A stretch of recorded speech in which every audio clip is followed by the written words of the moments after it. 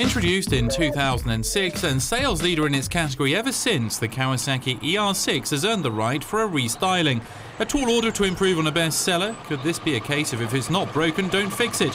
Will the 2009 ER6 still be a model of efficiency and versatility? Well, that's what we're about to find out. Recognizable at first glance, the 2009 Kawasaki ER6 retains the same look that made its predecessor such a success, but is more aggressive.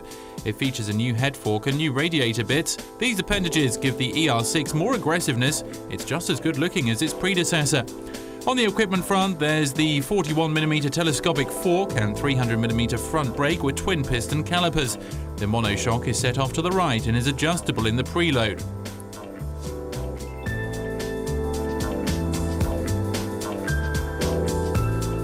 In the end, the ER6 hasn't been given a complete makeover, but just a few small improvements, because you don't radically change something that sells. The only other change was made in improving the injection adjustments, which is supposed to smooth out throttle response and add more liveliness to acceleration. The display still gives you everything you need, but it's very hard to clearly see the rev counter and speedometer. As you've noticed, this year's version comes in pearl stardust white, which adds even more aggressiveness to the ER6.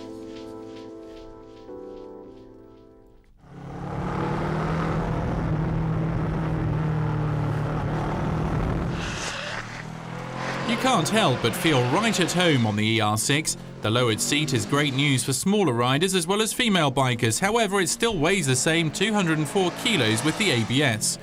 The first impression you get is that you're on a sports bike. That's how high your feet are positioned.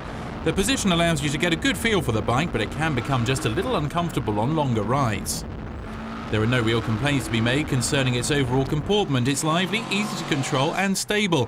The suspension does perhaps show its limitations when pushed hard though. The vibrations lessen thanks to the silent blocks on the handlebar and the top fixations of the motor, which does help to make a longer ride more agreeable. The twin parallel engine still delivers plenty of punch. The 72 brake horsepower is enough to have some fun without scaring yourself. Acceleration is livelier and opening up the gas is now less violent than before thanks to the injection adjustments.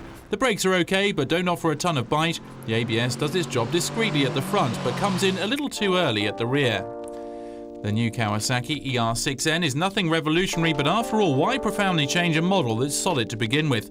A few changes made are good, the design stands out more, its new colour is very trendy, it's barely more expensive than the previous version as well, just over €6,000, and the ER6-n still has a long and successful life ahead of it.